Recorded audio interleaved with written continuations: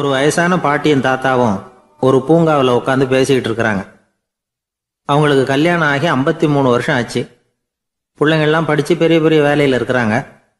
பேரன் பேத்திகளும் நல்ல நிலைமையில் இருக்கிறாங்க. இந்த தாத்தாவும் பாட்டியும் சிரித்து பேசிக்கிட்டு இருந்ததை ஒரு பெரியவர் பார்த்தார். அவருக்கு ஆச்சரியமாக இருந்தது. இந்த வயசுலேயும் இவ்வளவு அந்யோன்யமாக இவங்க பேசிக்கிட்டு இருக்கிறாங்களே அப்படின்னு நினச்சார். சரி, நேரிலேயே கேட்டுருவோமே அப்படின்னு நினச்சிக்கிட்டு கிட்ட போனார். உங்கள் மன வாழ்க்கையின் வெற்றிக்கான ரகசியம் என்ன அப்படின்னு கேட்டார். இதை கேட்டதும் அந்த தாத்தா சிரிச்சுக்கிட்டே பாட்டியை பார்த்தாராம்.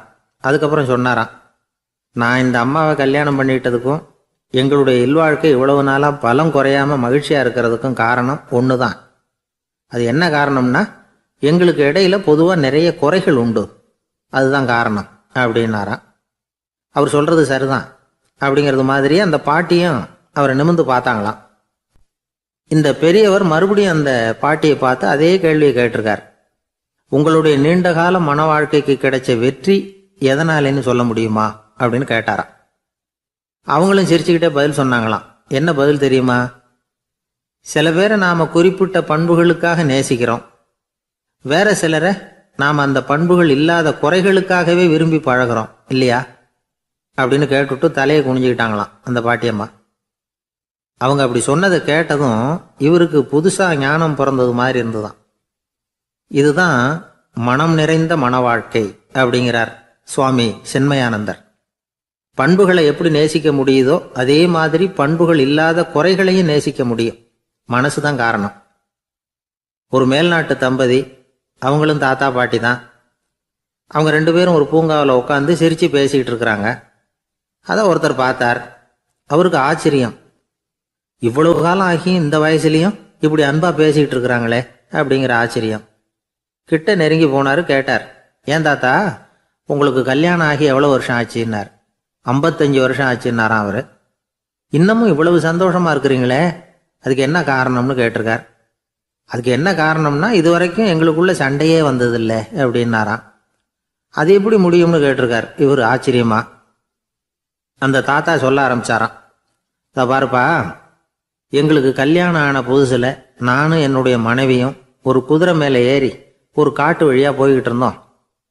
கொஞ்சம் தூரம் போனதும் அந்த குதிரை எடக்கு பண்ணிச்சு. நான் உடனே கீழே இறங்கி அந்த குதிரையை பார்த்து, இது உனக்கு முதல் தடவை அப்படின்னு மிரட்டலாக சொல்லிவிட்டு ஏறி உக்காந்தேன். மறுபடியும் போனோம். கொஞ்சம் தூரம் குதிரை நல்லபடியாக நடந்து போச்சு.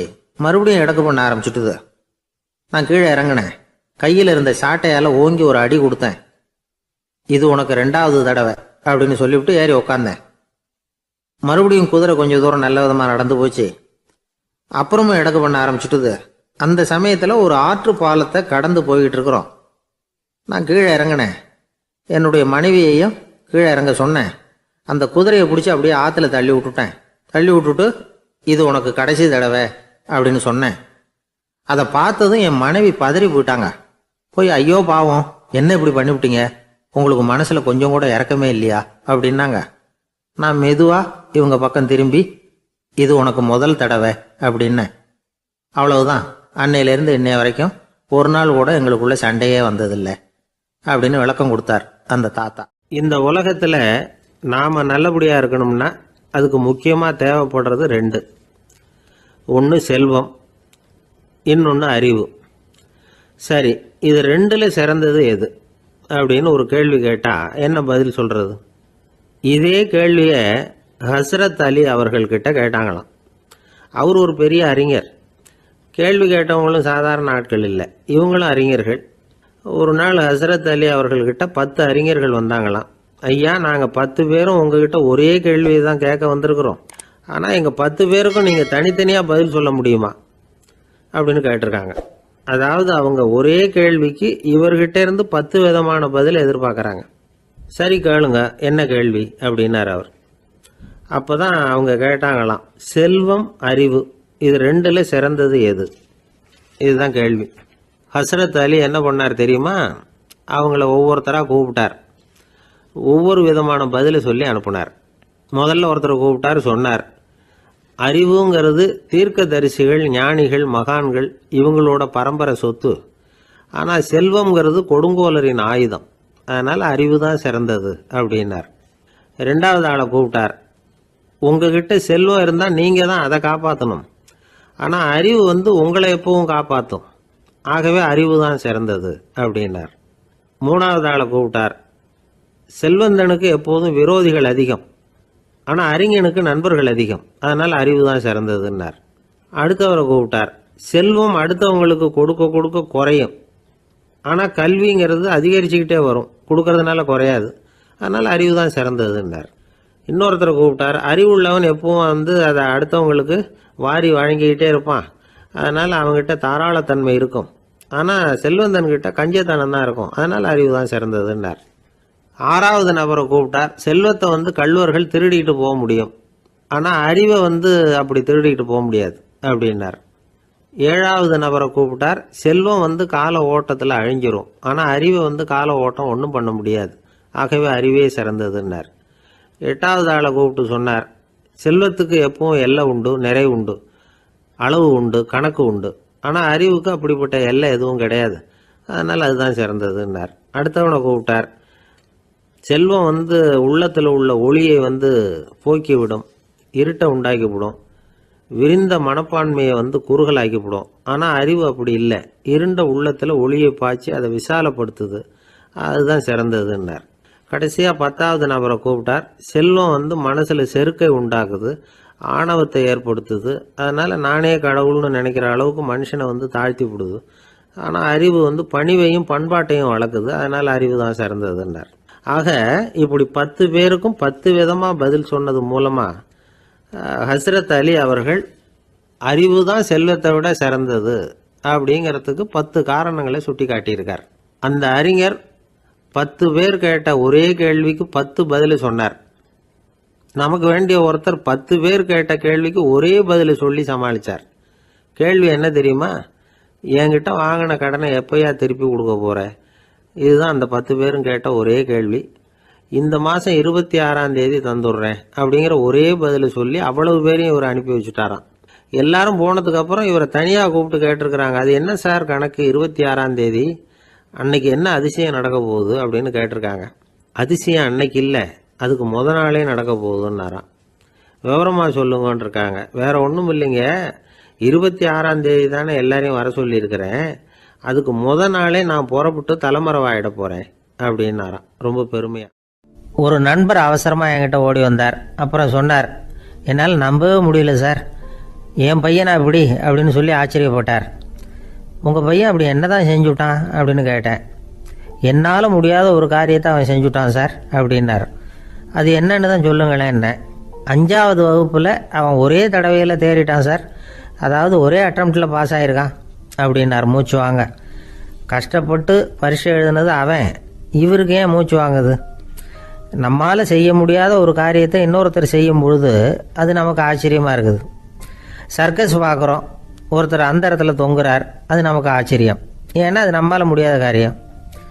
நம்மால் முடியாத ஒன்றை அடுத்தவர் எளிதாக செய்யும் பொழுது நாம் மருள்வது இயற்கை. இதை தான் தொல்காப்பியம் மருட்கை அப்படின்னு சொல்லுது. இந்த வியப்பு இருக்குதே, இது 4 வகையில் ஏற்படுறதாக தொல்காப்பியம் சொல்லுது. அது என்ன 4 வகை? முதல் வகை எப்படின்னா புதுமையான அரிய செயல்களை செய்கிறது. 2வது வகை என்னென்னா பெரும் செயல்களை செய்கிறது. 3வது வகை என்னென்னா மிக நுட்பமான செயல்களை செய்கிறது. 4வது வகை என்னென்னா ஆக்கம் தரும் செயல்களை செய்கிறது. புதுமை, பெருமை, சிறுமை, ஆக்கமோடு மதினம் சாலா மருட்கை 4 அப்படிங்கிறது தொல்காப்பியம். இன்றைக்கி விஞ்ஞானம் புதுசு புதுசாக எதையோ கண்டுபிடிக்குது. ஆரம்பத்தில் அது ஆச்சரியமாக இருக்குது, அப்புறம் அது நமக்கு பழகி போடுது. வானொலி பெட்டி புதுசாக வந்தப்போ ஒரு பெட்டி பேசுதுங்கிறது எவ்வளோ பெரிய ஆச்சரியம். இப்போ யாரும் அதை ஆச்சரியமாக பார்க்குறதில்ல. மதினம் சாலா மருட்கை அப்படின்னு ஒரு சொற்றொடர் வருது பாருங்க, அதில் கருத்தாழம் உண்டு. எதை பற்றியும் போதுமான அளவு புரிந்து கொள்ளாத போது ஒருத்தர் ஆச்சரியப்படுறார். புரிந்து கொண்ட பிறகு ஆச்சரியம் மறைஞ்சு போடுது. மிக நுட்பமான செயல்களும் நம்ம ஆச்சரியப்பட வைக்கும். ஒரு அரிசியில் ஒரு திருக்குறள் எழுதி காட்டுறாங்க, ஒரு முட்டை ஓட்டுக்குள்ளே ஓவியம் தீட்டி காட்டுறாங்க. கருங்கல் சிற்பங்களில் எவ்வளவு நுட்பமான வேலைப்பாடுகளை எல்லாம் பார்த்து ஆச்சரியப்படுறோம். இது மாதிரி ஆக்கப்பூர்வமான அரிய செயல்களை செய்கிறது கூட வியப்பை உண்டு பண்ணும். குப்பை கூலங்களை கூட வாழ்க்கைக்கு பயன்படுகிற பொருளாக மாற்றுகிறவர்கள் இருக்காங்க. அவர்களுடைய செயல் வியப்பு அளிக்குது. இடைக்காட்டு சித்தர் பாடின மூவடி 30ங்கிற நூலில் வர்ற ஒரு பாடல், ஆற்றல் பிறர் அறிதலின் அகம் கிளர்வு உறுதலின் கற்று அறி பாணர் கழுமிய கோடலின் தோற்றம் உருகவே போற்றல் சால் வியப்பே. ஒருத்தருடைய ஆற்றல் தெரியாமல் இருந்தது, அவருடைய அரிய செயலை பார்க்கும் பொழுது வியப்பாக இருந்தது, மனசுக்குள்ள கிளர்ச்சி. பாவலர்கள் இவர்களுடைய புகழை பாடி மற்றவர்களும் தெரிந்து கொள்ளுமாறு செய்கிறார்கள் அப்படிங்கிறது தான் ஒரு யதார்த்தமான உண்மை. ஆக எல்லா வகையிலும் மக்கள் தங்களுடைய வாழ்க்கையில் முன்னேறுவதற்கான வழிகாட்டுகிற ஒரு மெய்ப்பாடு தான் வியப்புங்கிறது. இந்த காலத்தில் நம்ம எப்படியெல்லாம் ஆச்சரியப்பட வைக்கிறாங்க. ஒரு ஆளை பிடிச்சி ஜெயிலில் கொண்டு வந்தாங்க. ஜெயில் அதிகாரி அவனை ரொம்ப ஆச்சரியமாக பார்த்தாரான். இவன் கேட்டான், ஏன் சார் அப்படி பார்க்குறீங்க, நான் இப்போ இங்கே வர்றது உங்களுக்கு ஆச்சரியமாக இருக்குதா அப்படின்னு கேட்டிருக்கான். இதுக்கு ஜெயில் அதிகாரி சொல்லியிருக்கார், நீ இப்போ இங்கே வந்ததில் எனக்கு ஒன்றும் ஆச்சரியம் இல்லைப்பா, ஏற்கனவே நீ இங்கேருந்து விடுதலையாகி போய் 6 மாதம் ஆச்சு, இவ்வளவு லேட்டாக வர்றியே அதுதான் எனக்கு ஆச்சரியமாக இருக்குது அப்படின்னாராம். தானத்தில் சிறந்தது எது அப்படின்னு ஒரு கேள்வியை கேட்டு, தானத்தில் சிறந்தது நிதானம் அப்படின்னு அதுக்கு ஒரு பதிலும் சொல்கிறவங்க உண்டு. நிதானம் ரொம்ப அவசியம், அதுவும் இன்றைய உலகத்துக்கு ரொம்ப அவசியம். இன்றைக்கி உலகம் ரொம்ப பரபரப்பாக போய்கிட்டு இருக்குது. பொறுமையாக இருக்கணும்னு நினைக்கிறவங்களால கூட அப்படி இருக்க முடியறதில்ல. பொறுமையை சோதிக்கிறது மாதிரி பல சம்பவங்கள், அதையெல்லாம் சந்திச்சே தீர வேண்டியிருக்குது. எங்கே போனாலும் க்யூவில் நிற்க வேண்டியிருக்குது, எங்கே போனாலும் காத்துக்கிட்டு இருக்க வேண்டியிருக்கு. ஆஃபீஸ்லேயோ வீட்லேயோ கூட நீங்கள் நிதானமாக பொறுமையாக நடந்துக்க தெரியலன்னா உங்களுக்கு சிடுமூஞ்சி, முசுடு இப்படிலாம் பேர் வச்சுருவாங்க. அது உங்களுக்கு தேவையா? சரி, வாழ்க்கையில் பொறுமைசாலின்னு பேர் வாங்கிறதுக்கு என்ன வழி? முதல் பாயிண்ட், நீங்கள் நினைக்கிறது, எதிர்பார்க்கறது, செய்யறது எல்லாமே 100% கரெக்டாக நடக்கணும்னு ஆசைப்படக்கூடாது. எதுவாக இருந்தாலும் அதில் ஓரளவுக்கு தவறு நடக்கலாம் அப்படிங்கிறத எதிர்பார்த்தே இருக்கணும். ஓரளவுக்கு அதை அனுமதிக்கணும். ஒரு நண்பரை 6 மணிக்கு ஒரு இடத்துக்கு வர சொல்லியிருக்கிறீங்க, 6 மணிக்கு அவர் வரலை, உடனே பொறுமை இழந்து நடந்துக்கக்கூடாது. ஒரு 10 நிமிஷம் டிலே ஆகலாம். ஒரு வர்ற வழியில் பஸ்ஸு கூட ஏதாவது டிராஃபிக்கில் மாட்டியிருக்கலாம். அதெல்லாம் எதிர்பார்த்தே கொஞ்சம் காத்திருக்கிறதுல ஒன்றும் தப்பு இல்லை. சில சமயம் டிலே ஆகிறது கூட நல்லதாக முடியும். ஒரு பஸ்ஸை தவற விட்டுட்டு, ஐயோ கொஞ்சம் ஒரு 2 நிமிஷம் முன்னாடி வந்திருந்தா பிடிச்சிருக்கலாமே அப்படின்னு தவிச்சிக்கிட்டு இருப்பாங்க சில பேர். அடுத்தபடியாக வர்ற பஸ்ஸு நேரடியாக நீங்கள் போக வேண்டிய இடத்துக்கே கொண்டு போய் விடுற பஸ்ஸாக கூட இருக்கலாம். அது உங்களுக்கு முன்னாடி தெரியாதுல்ல. சில நெருக்கடியான சூழ்நிலைகளை தமாஷா எடுத்துக்கிறதுக்கு பழகிக்கணும். சில இடங்களுக்கு போகிறப்ப காத்திருக்கிறதுக்கு நம்ம மனசை தயார்படுத்திக்கிட்டே போகணும். ஒரு ரயிலுக்கோ பஸ்ஸுக்கோ அல்லது விமானத்துக்கோ கப்பல் பிரயாணத்துக்கோ போகிறப்போ அங்கே போய் நீங்கள் மணிக்கணக்கில் கூட காத்துக்கிட்டு தான் இருக்கணும். புறப்படுற நேரம் கூட மாறலாம். நீங்கள் போய் சேர்ந்ததும் அது உடனே புறப்படணும்னு கட்டாயமாக என்ன? அது மாதிரி சமயத்தில் படிக்கிறதுக்குன்னு சில சுவாரஸ்யமான புத்தகங்களையும் கையில் எடுத்துக்கலாம். உங்களை சுற்றி எவ்வளவோ சுவாரஸ்யமான சம்பவங்கள் நடந்துக்கிட்டு இருக்குதுல்ல, அதையெல்லாம் வேடிக்கை பாருங்கள். எதுக்காக காத்துக்கிட்டு இருக்கிறோமோ அந்த காரியத்தில் உண்மையாகவே நமக்கு ஒரு அக்கறை இருந்தால் நமக்கு போர் அடிக்காது. சில கோயில்களில் பார்த்துருப்பீங்க, தரிசனத்துக்காக பக்தர்கள் நாள் கணக்கில் காத்துக்கிட்டு இருப்பாங்க. அவங்களெலாம் அழுத்துக்கிறது இல்லை. ஆண்டவனை தரிசிக்கணுங்கிற உண்மையான அக்கறை இருக்கிறதுனால அவங்களுக்கு போர் அடிக்கிறது இல்லை. ஆனால் சில சினிமா தியேட்டரில் கூட பார்க்கலாமே, சினிமா கியூ கூட அப்படி தான். சாயந்தரம் 6 மணி ஆட்டத்துக்கு காலம்பரம் 6 மணிக்கே போய் கூட காத்துக்கிட்டு இருப்பாங்க. அவங்களுக்கெல்லாம் போர் அடிக்காது, படம் பார்க்குற ஆர்வம். இன்னொரு முக்கியமான விஷயத்தை நாம் பழக்கப்படுத்திக்கணும். லிவ் ஃபார் தி மூமெண்ட் அப்படிங்கிறாங்க நிபுணர்கள். ரொம்ப பேர் எப்படின்னா அடுத்தபடியாக நடக்க போகிற விஷயத்திலேயே கவனமாக இருப்பாங்க. அந்த நினைப்புலேயே இந்த நிமிஷத்தை பொறுமை இல்லாமல் கழிப்பாங்க. ஒருத்தர் இருக்கார், அவர் எப்படின்னா ஆஃபீஸ் முடியறதுக்குள்ளேயே சார் 5 மணிக்கெல்லாம் ரெடியாக இருங்க, நாம் அந்த ஹோட்டலில் போய் டிஃபன் சாப்பிட்ணும் அப்படின்னு 4 மணிலேருந்து சொல்லிகிட்டு இருப்பார். 4:55 பரபரப்பாக ஓடி வருவார். 2 பேரும் புறப்படுவோம், ஹோட்டலுக்கு போவோம், சாப்பிட்டுக்கிட்டு இருப்போம். அப்படி சாப்பிட்டுட்டு இருக்கிறப்ப சார் சாப்பிட்டு முடித்தது நேராக ஒரு ஜவுளி கடைக்கு போகிறோம் அப்படிம்பார். பரபரக்க சாப்பிட்டு முடிப்பார், புறப்படுவார். ஜவுளி கடையில் அவசரமாக சீக்கிரம் பில் போடுங்க சார், சினிமாவுக்கு நேரம் ஆகிடும்பார். சினிமா தியேட்டரில் உட்காந்து அடுத்தபடியாக எங்கே டின்னர் சாப்பிட்றதுன்னு யோசனை பண்ணிகிட்டு இருப்பார். ராத்திரி படுக்கையில் விழுந்ததுக்கு அப்புறமும் நாளைக்கு காலையில் எழுந்திரிச்சதும் அதை பண்ணணும் இதை பண்ணணும்னு திட்டம் போட்டுக்கிட்டே இருப்பார். அதாவது எப்பவும் அடுத்த நிமிஷம், அடுத்த நாள், அடுத்த வாரம், அடுத்த வருஷம், இதுதான் அவங்க சிந்தனை. இந்த நிமிஷம் என்ஜாய்மெண்ட்டை அவங்க இழந்துடுறாங்களாம். அதனால தான் வாழ்நாள் பூரா பொறுமையின்மை, அவஸ்தை, அல்லல். அதனால் நாம் எல்லாரும் வாழ்க்கையில் நிதானமாக இருக்கிறதுக்கு கற்றுக்கணுமா. அதுக்காக இந்த நிதானத்துக்கு வேறு விதமான அர்த்தம் பண்ணிக்கக்கூடாது. ஒருத்தர் அப்படித்தான் ஒரு தடவை அவருடைய குதிரை காணாமல் போயிட்டு தான். அதுக்காக அவர் கவலைப்படலை, நிம்மதியாக இருந்தார், சந்தோஷமாக இருந்தார்.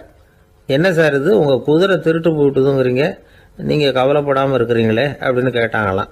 அதுக்கு அவர் சொல்லியிருக்கார், நல்ல வேலை சார், கட்டியிருந்த குதிரை காணாமல் போயிருக்குது. நான் அது மேலே உட்காந்துருக்கிற சமயம் அது காணாமல் போயிருந்ததுன்னா, திருட்டு போயிருந்ததுன்னா நானும் சேர்ந்தில் காணாமல் போயிருப்பேன் அப்படின்னாராம். எவ்வளவு நிதானமான ஆள் பாருங்கள். ஒரு மாணவனை பார்த்தேன், என்ன தம்பி படிப்புலாம் எப்படி இருக்குது அப்படின்னு விசாரித்தேன். அவன் ரொம்ப அழுத்துக்கிட்டான். நான் நல்லா தான் சார் படிக்கிறேன், இருந்தாலும் புத்தியில் சரியாக ஏற மாட்டேங்குது சார் அப்படின்னா. சரி, இவனும் நம்ம ரகம்தான் அப்படின்னு சொல்லி முடிவு பண்ணிக்கிட்டோம். கல்வி கற்கக்கூடிய ஒரு மாணவன் சம்பந்தப்படுற புத்திகள் பல வகை. அதை பற்றி ஒரு பெரியவர் விளக்கி இருக்கிறார். மிருத்து புத்தின்னு ஒன்று இருக்குதான். மிருத்துன்னா மண்ணால் செவுறு கட்டுறோம்ல, மண் சுவரில் ஆணி அடிக்கிறதும் சுலபம், அதை பிடுங்கி எடுக்கிறதும் சுலபம். அது மாதிரி சில பேர் குரு சொல்லி கொடுக்குறத சுலபமாக கேட்டு தெரிஞ்சு வச்சுக்குவாங்க, கொஞ்ச நேரத்தில் சுலபமாக மறந்தும் போயிடுவாங்க. இது மிருத்து புத்தின்னு பேர், மண் புத்தி. தாரு புத்தின்னு ஒன்று உண்டான். தாருன்னா மரம்.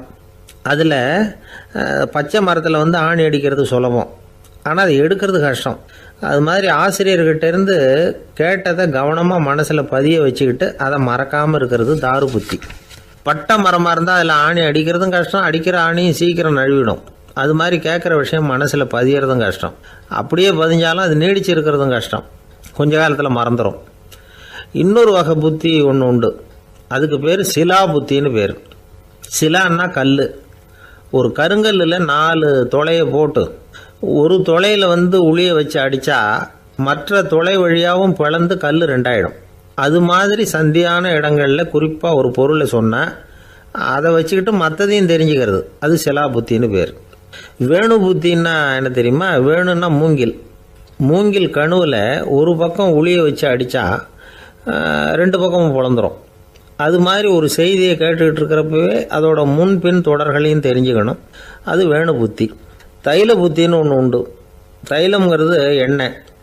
தண்ணியில் ஒரு துளி எண்ணெயை விட்டால் அது தண்ணி பூரா பரவி போடுதில்ல, அது இப்படி பரவுறது மாதிரி ஆசிரியர் சுருக்கமாக ஒரு கருத்தை சொன்னால் அதை வச்சுக்கிட்டு பூரா விஷயங்களையும் தெரிஞ்சுக்கணும், அது தைல புத்தி. கற்பூர புத்தின்னு ஒன்று கேள்விப்பட்டிருக்கோம். அது எப்படின்னா, கற்பூரம் தீ பட்ட உடனே பிடிச்சிக்கும். ஆசிரியர் சொன்ன உடனே நுண்ணறிவோட பாடங்களை புரிஞ்சுக்கிறது இந்த வகை புத்தி. கரி புத்தின்னு ஒன்று. அது எப்படின்னா, கரியில் நெருப்பை வச்சு விசிறிய பிறகு அதுக்கப்புறம் அது கறி நெருப்பாகும். அது மாதிரி காலம்பரை சாயந்தர வேலைகளில் ஆசிரியர் பாடம் சொல்லி கொடுப்பார், அதை கொண்டு புரிஞ்சுக்கிறது இந்த வகை. கதலித்தண்டு புத்தின்னு ஒன்று சொல்லுவாங்க. கதலிங்கிறது வாழை மரம். வாழைத்தண்டில் தீ வைக்கிறது எவ்வளவு சிரமமோ அவ்வளவு சிரமத்தோடு கல்வி கற்கிறது கதலித்தண்டு புத்தி. இதை தவிர இன்னும் சில வகையான மாணவர்களை கூட அடையாளம் காட்டுறாங்க. ஆசிரியர் சொன்னதில் நல்லதை மட்டும் எடுத்துக்கிறவன் அன்னம். ஆசிரியர் கிடைச்ச இடத்துல பாடத்தை கேட்டுக்கிட்டு பிறகு தனியாக உட்காந்து சிந்திக்கிறவன் பசுமாடு அப்படி தானே, புல் கண்ட இடத்துல மேயும், அதுக்கப்புறம் நிதானமாக அசை போட்டுக்கும். ஆசிரியர் சொன்னதை தவிர வேறு எதையும் சொல்ல முடியாதவன் கிளி. பல இடங்களில் பாடங்கள் கேட்டு கடைசியில் ஒன்றும் புரியாமல் போகிறவன் ஆடு ஒரு செடியில் வயிறார மேயாது, ஒரே செடியில் இக்கரைக்கு அக்கறை பச்சைன்னா அங்கேயும் இங்கேயும் அலைஞ்சிக்கிட்டே இருக்கும். சில பேருக்கு எருமைன்னு பேர். எருமை எப்படின்னா குளத்து நீரை கலக்கி தான் குடிக்கும். அது மாதிரி ஆசிரியர் மனசை நோக செய்து பயில்கிற மாணவர்கள்லாம் இந்த ரகம். இவ்வளவுலாம் இருந்தாலும் இந்த காலத்து மாணவர்கள்லாம் ஒரு தனி ரகம். ஒரு ஆசிரியர் வகுப்பில் பாடம் நடத்திக்கிட்டு இருந்தார். இலக்கண வகுப்பு. இறந்த காலம், நிகழ்காலம், எதிர்காலம், past tense, present tense, future tense, இதை பற்றிலாம் பாடம் நடத்துகிறார். எல்லாம் சொல்லி கொடுத்துட்டு இப்போ நான் ஒரு வாக்கியம் சொல்லுவேன், அது என்ன காலம் அப்படிங்கிறத நீங்கள் சொல்லணும்னார் ஆசிரியர். சரி, நாங்கள் மாணவர்கள்லாம், நான் நாளைக்கும் பாடம் நடத்த போகிறேன், இது என்ன காலம் அப்படின்னு கேட்டார் ஆசிரியர். அதாவது நான் நாளைக்கும் பாடம் நடத்த போகிறேன், இந்த வாக்கியம் என்ன காலம்னு கேட்டார். ஒரு பையன் மெதுவாக எழுந்திரிச்சு சொன்னான், இது எங்கே போதாத காலம் சார் அப்படின்னு சொல்லிவிட்டு உட்காந்துட்டானா. காசி மாநகரத்தை பிரம்மதத்தன் அப்படிங்கிற ராஜா ஆட்சி பண்ணிட்டு வந்தார். அவர் ஒவ்வொரு வருஷமும் ஒரு திருவிழா நடத்துறது வழக்கம். எல்லா தேசத்திலிருந்தும் எல்லா வகையான ஜனங்களும் அதில் வந்து கலந்துக்குவாங்க. ஒரு சமயம் அது மாதிரி விழா நடந்துக்கிட்டு இருந்தது. வைகுண்டத்திலிருந்து தேவலோகத்திலிருந்து நிறைய தேவகுமாரர்கள்லாம் காசி நகருக்கு அப்போது வந்திருந்தாங்க. அதில் முக்கியமாக ஒரு 4 தேவகுமாரர்கள், அந்த 4 பேரையும் சுற்றி ஏகப்பட்ட கூட்டம். அப்படி என்ன விசேஷம் அவங்கக்கிட்ட அப்படின்னா, மற்றவங்களை விட அவங்க முகம் அழகாக இருந்ததா அப்படி பார்த்தா அப்படியும் இல்லை. அவங்க அணிஞ்சிருந்த மலர் மாலைகள் தான் அதுக்கு காரணமாக. அந்த மலர்கள்லேருந்து அப்படி ஒரு அபூர்வமான நறுமணம். இதுக்கு முன்னாடி இப்படி ஒரு நறுமணத்தை அந்த ஊர் ஜனங்க அனுபவிச்சதே இல்லை. அதுதான் அந்த 4 பேரையும் சுற்றி கூட்டம். எல்லாரும் கேள்வி கேட்க ஆரம்பித்தாங்க. உடனே அந்த 4 தேவகுமாரர்களும் எல்லாருக்கும் தெரியும்படியாக வானத்தில் எழும்பி கொஞ்சம் உயரமாக நின்றுக்கிட்டாங்க. கீழே நின்றுக்கிட்டு இருந்த அரசன்லேருந்து ஆண்டி வரைக்கும் ஒருத்தர் பாக்கி இல்லாமல் ஒரே குரலில் எல்லாரும் அவங்கள பார்த்து, எங்களுக்கும் இது மாதிரி மாலையை போட்டுக்கணும்னு ஆசையாக இருக்குது, அதுக்கு நீங்கள் தான் அருள் பண்ணணும் அப்படின்னு கேட்டுக்கிட்டாங்க. மாலை போட்டுக்கிறதுனா எல்லாருக்கும் ஆசையாக தானே இருக்கும். அந்த 4 தேவகுமாரர்களில் ஒருத்தர் புத்தர் பிரான். அவர் சொன்னார், பூலோகவாசிகளே, நான் சொல்கிறத கொஞ்சம் பொறுமையாக கேளுங்க. கக்காரு அப்படிங்கிற கற்பக விருஷத்தின் மலர்களால் தொடுக்கப்பட்டது இந்த மாலை. இதுக்கு நிறைய சக்தி உண்டு. எந்த காலமும் இது வாடாது, வாசனையும் குறையாது. ஆனால் இதை அணிந்து கொள்றதுக்கு சில தகுதிகள் தேவை அப்படின்னார். என்ன தகுதி அது சொல்லுங்களேன் அப்படின்னு ஏக காலத்தில் எல்லாரும் சத்தம் போட்டாங்க. தீய இயல்புகள் உள்ளவங்க, இழிந்த சிந்தனை, இழிந்த செயல் உள்ளவங்க இந்த மாலையை அணிய முடியாது அப்படின்னார். அவ்வளோதான். கூட்டத்தில் சத்தம் போட்டவங்கள்லாம் மெதுவாக அப்படி அடங்க ஆரம்பிச்சிட்டாங்க. இன்னொரு தேவகுமாரன் சொன்னார், அடுத்தவங்க பொருளை அபகரிக்காதவன், அடுத்தவங்களுக்கு கெடுதல் பண்ணக்கூடிய பொய் பேசாதவன், பேராசையினால் கெட்ட வழியில் பொருள் ஈட்ட நினைக்காதவன் இந்த மாலையை போட்டுக்கலாம் அப்படின்னார். கூட்டத்திலிருந்து யாரும் முன்னுக்கு வரல. ஒரே ஒரு ராஜகுரு மட்டும் கொஞ்சம் முன்னாடி வந்தார். பெரியவர், படித்தவர். அவர், எனக்கு தகுதி இருக்குது அந்த மாலையை போட்டுக்கிறதுக்கு அப்படின்னார். வேற ஒன்றும் இல்லை, பொய் சொல்லியாவது அந்த மாலையை வாங்கிக்குவோமே அப்படின்னு முடிவு பண்ணிட்டார் அவர். அவ்வளோதான், மாலையை வாங்கிட்டார். அடுத்த தேவகுமாரன் பேசினார். யாருக்கு திடமான அறிவும் மனமும் இருக்குதோ, யாருக்கு நல்ல காரியங்களில் அசையாத ஈடுபாடு இருக்குதோ, நல்ல அரிய பொருள்களை தனியாக தான் மட்டும் அனுபவிக்க விரும்பாதவர் யாரோ அவர் முன்னாடி வந்து இந்த மாலையை வாங்கிக்கலாம் அப்படின்னார். அந்த தகுதியும் எனக்கு இருக்குன்னார் ராஜகுரு. மாலையை வாங்கி போட்டுக்கிட்டார். இன்னொரு ராஜகுமாரன் பேச ஆரம்பித்தார். அறநெறியில் செல்வம் சேர்க்கணும், ஆடம்பர பொருள்களுக்கு அடிமையாகக்கூடாது, வெற்றி அடைஞ்சாலும் கர்வம் வரக்கூடாது, அப்படிப்பட்டவங்க இந்த மாலையை போட்டுக்கலாம்னார். துணிஞ்சு பொய் சொல்லி அதையும் வாங்கி கழுத்தில் போட்டுக்கிட்டார் இந்த ராஜகுரு. இன்னொரு ராஜகுமாரன் சொன்னார், சான்றோர்களை நிந்திக்காதவங்க, புறம் பேசாதவங்க இந்த மாலையை போட்டுக்கலாம்னார். அதையும் வாங்கி போட்டுக்கிட்டார். திருவிழா முடிஞ்சுது, எல்லாரும் திரும்பி போயிட்டாங்க. மறுநாள் ராஜகுரு 4 மாலைகளையும் போட்டுக்கிட்டு ராஜசபைக்கு வரார். வந்தவர் ரொம்ப அவஸ்தையோடு வர்றார். மாலையெல்லாம் வாடி போயிட்டுது, வாசனை எதுவும் கிடையாது. அது மட்டும் இல்லை, அவருக்கு கடுமையான தலைவலி வேற வந்துட்டுது. துடிச்சு போயிட்டார். மாலையை கழட்டவும் முடியல. ஜனங்கள்லாம் அவரை பார்த்து சிரிக்க ஆரம்பிச்சிட்டாங்க. என்னத்துக்கு ஆசைப்படணும், ஏன் இப்படி கஷ்டப்படணும் அப்படின்னு. ராஜா பார்த்தார். மறுபடியும் விழாவுக்கு ஏற்பாடு பண்ணினார். தேவகுமாரர்கள்லாம் வந்தாங்க. ராஜகுரு வந்தார். மக்கள் முன்னிலையில் அவங்க காலில் விழுந்தார், மன்னிப்பு கேட்டுக்கிட்டார். இந்த மாலையை போட்டுக்கிற தகுதி எனக்கு இல்லை. தகுதி இல்லாத ஒருத்தன் தகாத தகுதியை பொய் மூலம் பெறணும்னு ஆசைப்படுறாங்களே, அவங்களுக்கெல்லாம் என்னுடைய தண்டனை ஒரு எச்சரிக்கையாக இருக்கட்டும்னார். அதுக்கப்புறம் தேவகுமாரர்கள் அவர் கழுத்தில் இருக்கிற மாலையை கழட்டினாங்களாம். அந்த மாலைகளும் பழையபடி மனம் கொடுக்க ஆரம்பிச்சுட்டு தான். இதுலேருந்து நாம் தெரிஞ்சுக்க வேண்டியது என்னென்னா, நமக்கு தகுதி இல்லாத ஒரு கௌரவம் நம்மக்கிட்ட தானாக வந்தால் கூட அதை தவிர்த்து விடுறது தான் நல்லது. அதுதான் புத்திசாலித்தனம். ஒருத்தர் வந்தார், சார் எங்கள் இலக்கிய மன்ற விழாவுக்கு நீங்கள் தலைமை தாங்கணும்னார். உடனே இவர் சொன்னார், பேச்சாளர், சார் இலக்கியத்தை பற்றி பேசுகிற தகுதி எனக்கு இல்லையே அப்படின்னார். உடனே அவர் கூப்பிட வந்தவர் சொன்னார், அந்த தகுதி உங்களுக்கு இல்லைங்கிறது எங்களுக்கும் தெரியும் சார், அதனால தான் உங்களை தலைமை தாங்க கூப்பிடுறேன் அப்படின்னார். அது சரி, தலைமைன்னா அதுக்கு இவர் என்னதான் அர்த்தம் பண்ணுறாருன்னு தெரியல. ஒரு ஆள் அசையாமல் கிடக்கிறார், அவர் இருக்காரா போயிட்டாராங்கிறத எப்படி முடிவு பண்ணுறோம்? அவர் மூக்குக்கு முன்னாடி புறங்கையை வச்சு பார்க்குறோம், மூச்சு வருதா இல்லையா அப்படிங்கிறத கண்டுபிடிக்கிறதுக்காக. மூச்சுங்கிறது அவ்வளவு முக்கியமான ஒரு விஷயம். சுவாசம் இல்லைன்னா எதுவுமே இல்லை. நம்ம பூமி இருக்கே அது கூட சுவாசிக்குதுங்கிறத சோவியத் விஞ்ஞானிகள் கண்டுபிடிச்சிருக்கிறாங்க. பூமிக்கு மேலே இருக்கிற மண் அடுக்கில் காற்றில் உள்ள ஆக்சிஜன் ஆக்சிகரணம் அடையுது அப்படின்னு தான் இதுவரைக்கும் எல்லாரும் நம்பிக்கிட்டு இருந்தாங்க. ஆனால் இப்போ என்ன கண்டுபிடிச்சிருக்கிறாங்கன்னா, அந்த ஆக்சிஜன் பூமிக்குள்ளே 1 கிலோமீட்டர் ஆழம் வரைக்கும் ஊடுருவி போகுதான். பூமிக்குள்ளே 2 பக்கமும் பல கிலோமீட்டர் வரைக்கும் பரவுதான். பூமிக்குள்ளே இருக்கிற நீர்நிலை அடுக்குகள் தான் நுரையீரல் செய்கிற வேலையை செய்யுதான். நம்ம உடம்புல நுரையீரல் இல்லைன்னா ஒன்றும் நடக்காது. ஒரு மரத்தை தலைகீழாக தொங்க போட்டால் எப்படி இருக்கும் அப்படி யோசிச்சு பாருங்க. அப்படி தான் இதுவும் நுரையீரலும் அப்படி தான் இருக்கும். வலது பக்கம் ஒன்று, இடது பக்கம் ஒன்று. வலது பக்கம் நுரையீரல் கொஞ்சம் பெருசாக இருக்கும். நுட்பமான நரம்பு குழாய்கள் அதில் இருக்கும். கோடிக்கணக்கான நுண்ணிய குழாய்களை வச்சுக்கிட்டு தான் அது வேலை செய்யுது. 25 கோடி குழாய்கள் இருக்கும். அதை அப்படியே முழுசாக பிரித்து பரப்புனா ஒரு டென்னிஸ் கோர்ட்டில் பாதி பரப்பளவு இருக்குமா. நுரையீரல் நிறம் கருஞ்சிவப்பு தான். புகை அதிகமாக உள்ளே போச்சுன்னா அது கருப்பாயிடுது. காற்றுல உள்ள பிராணவாயுவை இது எடுத்துக்கிட்டு ரத்தத்தை சுத்தப்படுத்துகிற முக்கியமான வேலையை இது செய்யுது. அசுத்த காற்றை வெளியில் அனுப்பி வச்சுருது. ஒருத்தர் வேகமாக ஓடி வர்றார், அவருக்கு மூச்சு இறைக்கும். பயங்கரமாக எதையாவது பார்த்து விடுறார், உடனே மூர்ச்சி ஆகிடுவார். இது மாதிரி சமயங்களில் வேற எந்த தூண்டுதலும் இல்லாமல் நுரையீரல் தானாகவே இயங்கும்.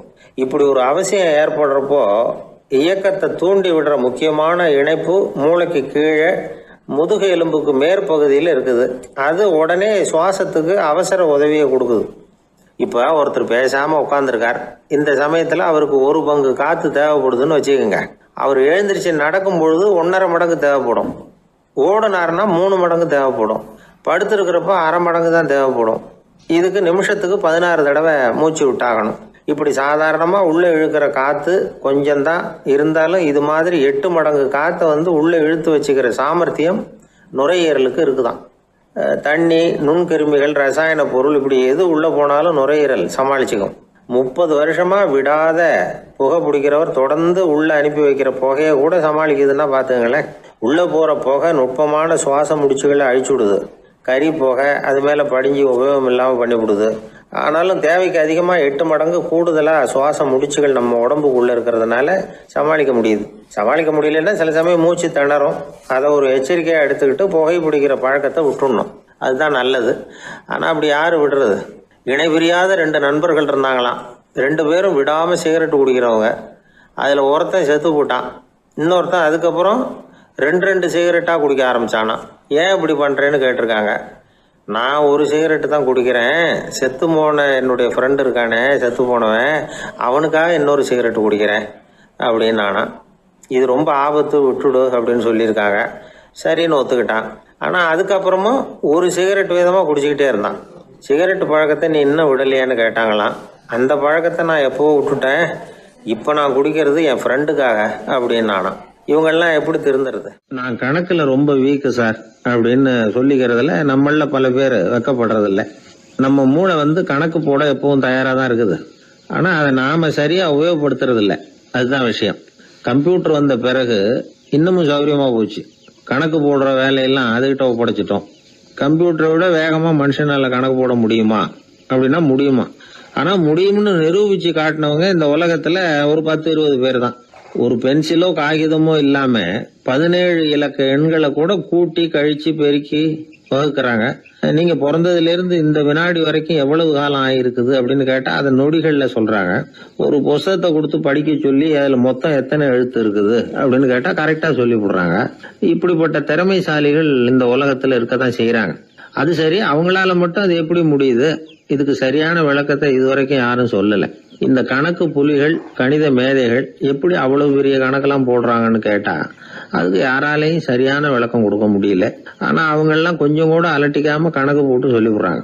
இவ்வளவுக்கும் அவங்க கணக்கு கல்வியை முறையா கத்துக்கிட்டவங்களா அப்படின்னு கேட்டா அதுவும் கிடையாது. சோவியத் ஆய்வாளர் ஒருத்தர் முதல் தடவையா இது சம்பந்தமா ஆச்சரியமான ஒரு முடிவை சொல்லியிருக்கிறார். அவர் என்ன சொல்றாருன்னா, கம்ப்யூட்டர்களையே தோக்கடிக்கக்கூடிய வேகத்துல கணக்கு போடுகிற திறமையுள்ள மூளை இயற்கையிலேயே சில பேருக்கு மட்டும்தான் இருக்குங்கிறது சரியில்லை. இந்த உலகத்துல பிறந்த எல்லாருடைய மூளைக்குள்ளேயும் ஒரு கம்ப்யூட்டர் மூளை இருக்குது அப்படிங்கிறார் அவர்.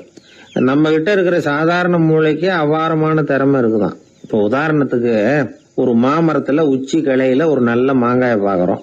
ஒரு கல்லை எடுத்து குறி பார்த்து வீசுறோம். ஒரு தடவை இல்லைன்னா கூட இன்னொரு தடவை கரெக்டா பார்த்து அடிச்சு விடுறோம். மாங்காய் கைக்கு வந்துடுது. இது சாதாரணமா எல்லாரும் செய்யக்கூடிய ஒரு காரியம்.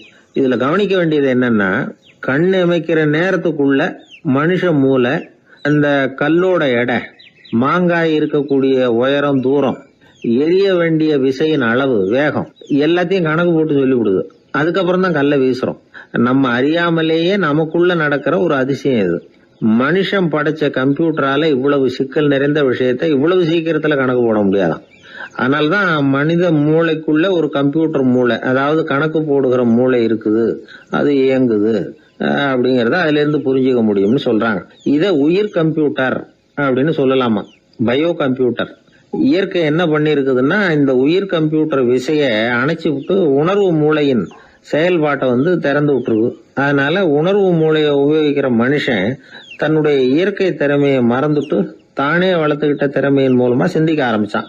இந்த இயற்கையின் உயிர் கம்ப்யூட்டர் விசை அணைக்கப்படாம சில பேருக்கு இருந்துருது. அவங்கதான் கணித மேதைகள். அவங்களுக்கெல்லாம் உயிர் கம்ப்யூட்டருக்கும் உணர்வு மூளைக்கும் தொடர்பு ஏற்பட்டிருக்கு. இப்ப இந்த தொடர்பை எல்லாருக்கும் ஏற்படுத்துறதுக்கு ஒரு வழியை கண்டுபிடிச்சிட்டோம்னு வைங்க, அதுக்கப்புறம் நாம எல்லாருமே கணித மேதைகள் தான், கணக்கு புலிகள் தான். அது வரைக்கும் நாம இப்படியே இருந்துட வேண்டியதுதான். நம்மால் ஒருத்தன் மாங்காய் அடிச்ச கதை தெரியுமா உங்களுக்கு? ஒரு மரத்து உச்சியில ஒரு மாங்காயை பார்த்தான். உடனே அவனுடைய மூளை கல்லோட எடை, மாங்காய் இருக்கிற உயரம், எரிய வேண்டிய வேகம் எல்லாத்தையும் ஒரு நொடியில கணக்கு போட்டு சொல்லிவிட்டுது. அடிச்சான், மாங்காய் விழுந்துட்டுது. இருந்தாலும் அவன் தன்னுடைய மூளையை நொந்துக்கிட்டான். மோசமான மூளைன்னா ஏண்டான்னு கேட்டோம். என்னுடைய மூளை எல்லாத்தையும் சரியா கணக்கு போட்டு சொல்லிவிட்டுது, இருந்தாலும் ஒரு விஷயத்த என்கிட்ட சொல்லாம விட்டுட்டுது அப்படின்னா. என்னத்தேன்னு கேட்டோம். அந்த தோட்டத்துக்கு சொந்தக்காரன் என் பின்னாடி 10 அடி தூரத்துலதான் நின்றுகிட்டு இருக்கிறாங்கிறத எனக்கு கணக்கு போட்டு அது சொல்லாம விட்டுட்டுது அப்படின்னா. முதுவை தடவிக்கிட்டேன். அப்பா, மின்சார பல்பு ஃபீஸா போயிட்டுது, வேற ஒண்ணு வாங்கி மாட்டணும் அப்படின்னா பையன். சரி போய் புதுசா ஒண்ணு வாங்கிட்டு வாடா அப்படின்னு காசு கொடுத்தாரு அப்பா. இவன் ஓடி போய் வாங்கிட்டு வந்தான். அப்பா கிட்ட கொடுத்தான். அவரு மாட்டினார். அதுக்கப்புறம் அவரை பார்த்து ஒரு கேள்வி கேட்டான். ஏன்பா, இந்த பல்பு ஏன் உடைய மாட்டேங்குது அப்படின்னா. இது என்னடா கேள்வி, நாம கீழே போடல அதனால உடையலன்னார். அப்பாவோட புத்திசாலித்தனம் அவ்வளவுதான். ஆனா பையன் கேட்டது அந்த அர்த்தத்துல இல்ல. ஒரு மின்சார பல்பு குமிழின் கண்ணாடி இருக்குல்ல, அதோட கனம் எவ்வளவு இருக்கும்? ஒரு 1/2 மில்லிமீட்டர் அவ்வளவுதான் இருக்கும் அந்த கனம். அவ்வளவு மெலிசா இருக்கிற ஒரு கண்ணாடி குமிழ இந்த ஹோல்டர்ல மாற்றம் நம்ம விரலால அழுத்தி புடிச்சு திருக வேண்டியிருக்கு. அந்த சமயத்துல அப்படி செய்யறப்ப அது உடையறது இல்ல. நம்ம விரலோட அழுத்தத்தை தாங்கி நிற்கிற அளவுக்கு அதுக்கு பலம் எங்க இருந்து வந்தது? இதுதான் பையன் கேட்ட கேள்வியோட அர்த்தம். இந்த காலத்து பிள்ளைங்களுக்கு விஞ்ஞான அறிவு அதிகம், அதனால இப்படி எல்லாம் கேள்வி கேட்பாங்க. அப்பாவுக்கு தெரியுதா இல்லையான்னு சோதிக்கிறதுக்காக கூட இப்படி கேட்பாங்க. இந்த மாதிரி சோதனைக்கெல்லாம் இந்த காலத்து அப்பாக்கள் தயாரா இருக்கணும். இல்லைன்னா பையன் அலட்சியமா நினைச்சிருவோம். மின்சார பல்பு கண்ணாடி மெலிசா இருந்தாலும் நாம அழுத்தி பிடிக்கிறப்போ அது உடையாம இருக்கிறதுக்கு காரணம், நாம இயற்கையோட ஒரு தத்துவத்தை அதுல பயன்படுத்தி இருக்கிறோம். அது என்ன இயற்கையின் தத்துவம்? அதுதான் முட்டை ஓட்டு தத்துவம். இது இயற்கை உருவாக்கின ஒரு தத்துவம். ஆதி காலத்திலேயே இயற்கை இந்த தத்துவத்தை உருவாக்கி விட்டது. அதாவது பறவைகளோட முட்டை ஓடு எப்படி இருக்கு, அதோட கனம் எவ்வளவு இருக்கும்? மின்சார பல்பு மாதிரி தானே, ரொம்ப மெலிசா தான் இருக்கு. பறவைகள் இனவிருத்திக்காக முட்டை போடணும். அந்த முட்டை எப்படி இருக்கணும்? இயற்கை கொஞ்சம் யோசிச்சு பார்த்தது. முட்டை ஓடு ரொம்ப கனமா தடிமனா இருந்தா உள்ள வளர்ற குஞ்சு அதை உடைச்சிக்கிட்டு வெளியில வர முடியாம போயிடும். அதே நேரத்துல அது ரொம்ப மெலிசா இருந்தா தாய் பறவைகள் அது மேல உட்காந்து அடகாக்குறப்போ உடல் எடை தாங்க முடியாம முட்டைகள் உடைஞ்சு போயிடும். என்ன பண்றது? முட்டை பலமாவும் இருக்கணும், பலம் இல்லாமல் இருக்கணும். குஞ்சு அதை உடைச்சுக்கிட்டு வெளியில வரணும். தாயால அது உடையக்கூடாது.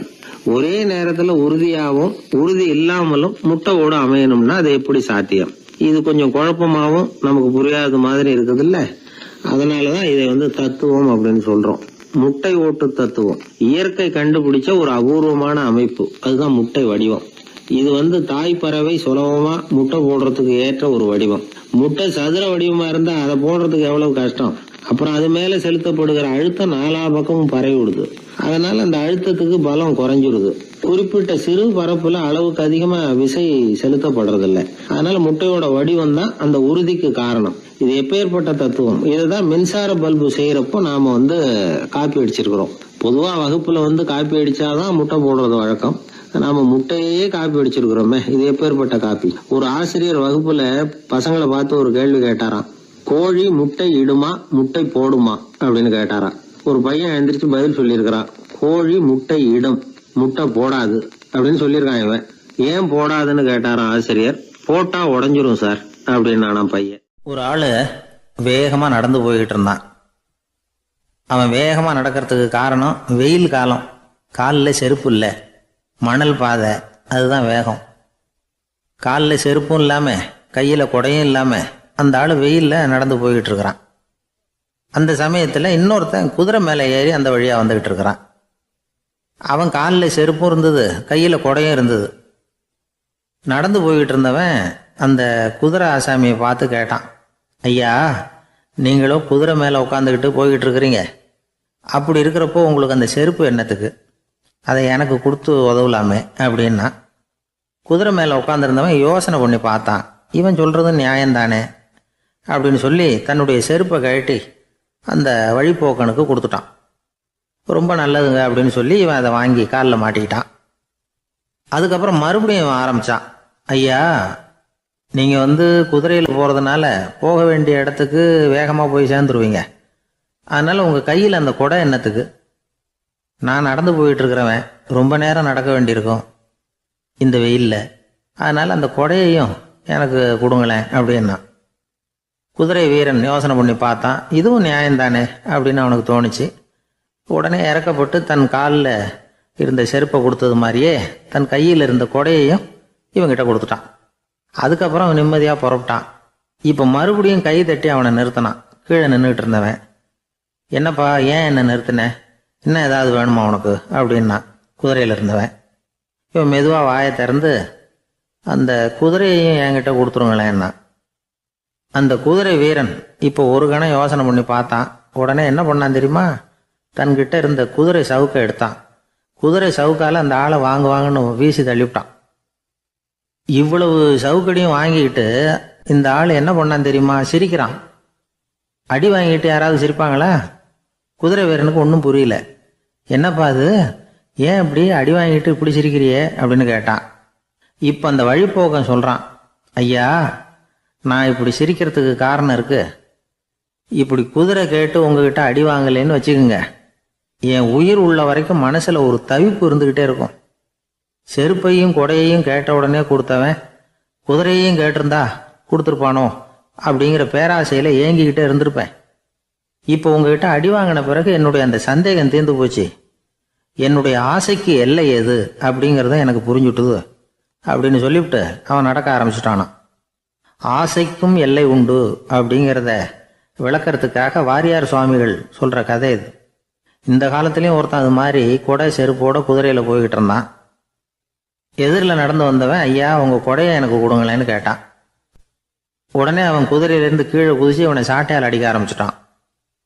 இன்னொருத்தர் அந்த வழியா வந்தவர் இதை பார்த்தார். ஏன்பா, அவன் கேட்டான், உன்னால முடியலன்னா இல்லைன்னு சொல்லிட வேண்டியது தானே, அதுக்காக ஏன் இப்படி அவனை போட்டு அடிக்கிறேன்னு கேட்டார். உங்களுக்கு விவரம் புரியாது சார், காலம் ரொம்ப கெட்டு போச்சு. கேட்டதை கொடுத்தேன்னு வச்சுக்கோங்க, இந்த குதிரையே என்னோடது, அவன் திருடிக்கிட்டு போறான் அப்படின்னு என் பேரில் புகார் கொடுக்க ஆரம்பிச்சிருவான் சார் அப்படின்னா. அது எப்படி அவ்வளவு உறுதியா சொல்றேன்னு கேட்டார் அவரு. ஏற்கனவே அது மாதிரி ஒருத்தன் பேரில் புகார் கொடுத்துட்டு தான் இந்த குதிரையை நான் தள்ளிட்டு வந்துகிட்டு இருக்கிறேன் அப்படின்னார். தேசத்து மேலையும் தாய்மொழி பேர்லையும் செலுத்துற அன்புக்கு அபிமானம்னு பேர். தேசாபிமானம்னு சொல்றமே இதுதான். ஒரு கணவன் மனைவி பேர்ல காட்டுற அன்புக்கு காதல்னு பேரு. கடவுள் பேர்ல செலுத்துற அன்புக்கு பக்தின்னு பேரு. இப்படி அன்புல பல ரகம் இருக்கிறப்போ அதுல உள்ள வித்தியாசம் தெரியாம இடம் மாத்தி அன்பு காட்டினா இடைஞ்சல் தான். சரி, இந்த அன்பை பத்தி விஞ்ஞானம் என்ன சொல்லுது தெரியுமா? இதயத்தை பாதுகாக்கிறதுக்கு முக்கியமா தேவைப்படுற ஒண்ணு இந்த அன்புதான்னு சொல்லுது. நெதர்லாந்து விஞ்ஞானிகள் இதை ஆராய்ச்சி பண்ணியே கண்டுபிடிச்சிருக்கிறாங்க. கொஞ்சம் முயல் குட்டிகளை 2 பிரிவா பிரிச்சாங்க. 2 குரூப்புக்கும் கொழுப்பு அதிகமா உள்ள ஆகாரத்தையே கொடுத்துக்கிட்டு வந்தாங்க. ஆனா ஒரு குரூப்புக்கு வெறுமன ஆகாரத்தை கொடுத்ததோட சரி, இன்னொரு குரூப் முயல்களுக்கு ஆகாரம் கொடுத்ததோட நிறுத்திக்கல. அதுக்கு முன்னாடி கூண்டுகளை திறந்து விட்டு முயல்களை கொஞ்ச நேரம் எடுத்து கொஞ்சி விட்டு அதுக்கப்புறமா ஆகாரம் கொடுத்தாராம் ஆராய்ச்சியாளர். இந்த குரூப்புக்கு இதய பாதிப்பு 60% குறைச்சலா இருந்துதான். சில நோயாளிகளுக்கு ஹார்ட் அட்டாக் வந்தாலும் அதை தாங்கிக்கிட்டு குணமாகிற சக்தி அதிகமா இருக்குது. இது எப்படின்னு ஆராய்ச்சி பண்ணி பார்த்துருக்கிறாங்க. அவங்க எல்லாம் மனைவி தன் பேர்ல ரொம்ப அன்பா இருக்கிறதாக நினைக்கிறவங்களா இருக்கிறாங்களாம். இதய நோயாளிகள் பல பேரை சந்திச்சு இதய நோய் ஏற்பட என்ன காரணம்னு கேட்டிருக்கிறாங்க. அவங்க சொன்ன காரணம்லாம் சாப்பாடு சம்பந்தமா இல்லையா, மனைவி அன்பா இல்ல, இப்படிப்பட்ட காரணத்தை தான் சொல்றாங்களாம். அதனால இதயத்தை பாதுகாக்கணும்னு நினைக்கிறவங்க அடுத்தவங்க அன்பா இருக்கிறது மாதிரி பாத்துக்குங்க, அதுதான் முக்கியம். ஒருத்தர் முகம் பூரா பிளாஸ்டரி போட்டுட்டு வந்தார், ரொம்ப கோபமா.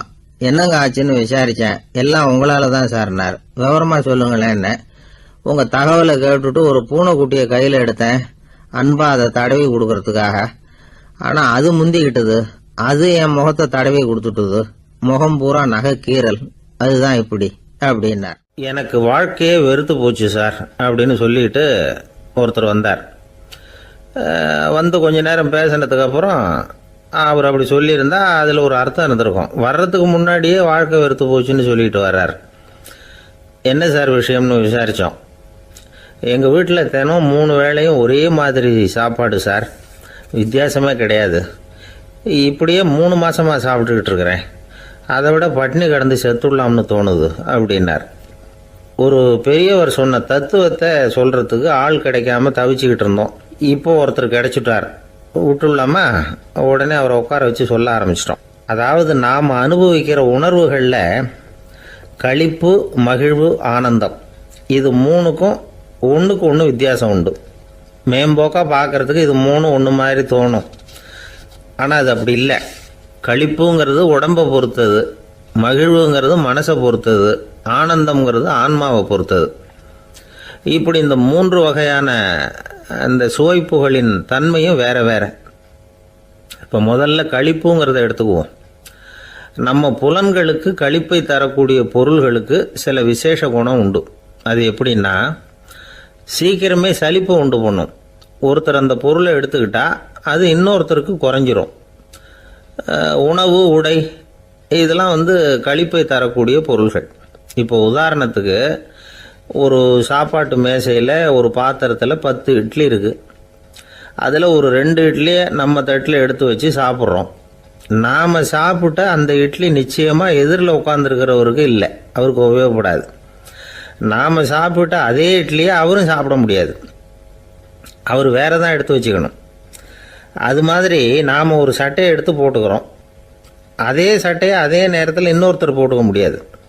புலன்களுக்கு களிப்பை தரக்கூடிய இது மாதிரி பொருள்கள்லாம் முதல் தடவை நமக்கு கொடுக்குற களிப்பை 2வது தடவையும் கொடுக்காது. 3வது தடவை இன்னும் குறையும், கடைசியில் வெறுப்பாக மாறிடும். ஒவ்வொன்றா இட்லியை தொடர்ந்து சாப்பிட்றோம்னு வச்சுக்கோங்க, முதல் இட்லி தரக்கூடிய சுவையை 30வது இட்லி தராது. முதல் தடவை புது சட்டையை போட்டுக்கிறப்போ நமக்கு இருக்கிற களிப்பு அதே சட்டையை 100வது தடவையாக போட்டுக்கிறோம்னு வைங்க, அப்போ இருக்குமா? இருக்காது. இதுதான் களிப்பு. அதாவது சீக்கிரமே சலிப்பை தரக்கூடியது. ஒருத்தர் எடுத்துக்கிட்டா இன்னொருத்தருக்கு குறைஞ்சி போகக்கூடியது. ஆனால் மகிழ்ச்சிங்கிறது அப்படி இல்லை. ஒருத்தர் அனுபவிக்கிறதுனால இன்னொருத்தருக்கு குறைஞ்சி போகாது. இப்போ காலையில் சூரியன் உதயம் ஆகிறத பார்த்து சந்தோஷப்படுறோம், அதையே இன்னொருத்தரும் பார்த்து சந்தோஷப்படலாம். ஒரு நல்ல சங்கீதத்தை கேட்குறோம், ஒரு அழகான ஓவியத்தை ரசிக்கிறோம், நீங்கள் ரசிக்கிற அதே நேரத்தில் இன்னொருத்தரும் அதை ரசிக்கலாம். அதனால் அது குறைஞ்சி போகிறதில்ல. இது மகிழ்வு. ஆனால் ஒன்று, ஒரே பாடலை திரும்ப திரும்ப கேட்டுக்கிட்டு இருந்தால் கடைசியில் அலுப்பு தட்டும். அதாவது மகிழ்வுங்கிறது எப்படின்னா, மற்றவங்களோட பகிர்ந்து கொள்றதுனால குறையாது. ஆனால் ஒரே பொருள் மீண்டும் மீண்டும் அனுபவிப்பை தர்றப்போ முதல்ல மகிழ்வு அதிகரித்து அதுக்கப்புறம் அது மங்கி மறைஞ்சு போயிடும். இதுதான் அந்த மகிழ்வுங்கிறதுக்கு இலக்கணம். சரி, இப்போ 3வதாக சுகம் தரக்கூடிய ஆனந்தம்ங்கிறது எப்படின்னா, இது நமக்கு உள்ளே இருந்து சுரக்கிறது. மனசு சலனங்கள்லேருந்து விடுபடுறப்போ இந்த ஆனந்தம் நமக்கு கிடைக்கும். இது நிலையான சுகம், ஆத்ம சுகம். களிப்பிலிருந்து மகிழ்வுக்கும், மகிழ்விலிருந்து ஆனந்தத்துக்கும் செல்றது தான் மனிதன் நடத்த வேண்டிய முக்கியமான பயணம். இவ்வளவு விஷயத்தையும் கேட்டுட்டு இந்த காலத்து பையன் ஒருத்தன் வந்தான். சார், இப்போ நீங்கள் ஒரு சாப்பாட்டு மேசையில் ஒரு 10 இட்லி வைக்கிறீங்க, என்ன உட்கார வைங்க, எதிரில் இன்னொருத்தனை உட்கார வைங்க, நான் களிப்பு மகிழ்வுலாம் தாண்டி நேரடியாக ஆனந்தத்துக்கு பயணம் பண்ணி காட்டுறேன் அப்படின்னா. ஒன்றும் புரியல அவன் சொன்னது. அது எப்படி, என்ன பண்ணுவ நீ அப்படின்னு சொல்லி கேட்டோம் ஆச்சரியமா. 2 இட்லி சாப்பிட்டா தானே சார் கழிப்பு. நான் 10 இட்லியும் மொத்தமாக சாப்பிட்ருவேன். அடுத்தவனுக்கு எதுவும் கிடைக்காது. அவனுக்கு கிடைக்காதபடி நாமே சாப்பிட்டுடுறோம்ல, அதுதானே நமக்கு ஆனந்தம் அப்படின்னு அதுக்கு ஒரு விளக்கம் சொல்கிறான். கத்தியை தீட்டாதே புத்தியை தீட்டு அப்படின்னு ஒரு பெரியவர் புத்தி சொன்னார். அதை கேட்ட ஒரு இளைஞன், அது எப்படி பெரியவரை புத்தியை தீட்டுறது? கத்தியை தீட்டுன்னு சொன்னால் ஒரு கருங்கல்லில் கத்தியை தேய்க்கலாம், புத்தியை தீட்டுன்னு சொன்னால் எப்படி தலையை கொண்டுட்டு போய் தரையில் தேய்ச்சிக்கிட்டு இருக்க முடியுமா அப்படின்னா. அந்த பெரியவர் உடனே புரிஞ்சுக்கிட்டார், இந்த இளைஞனுக்கு புத்தி கூர்மை கம்மி அப்படிங்கிறத புரிஞ்சுக்கிட்டார்.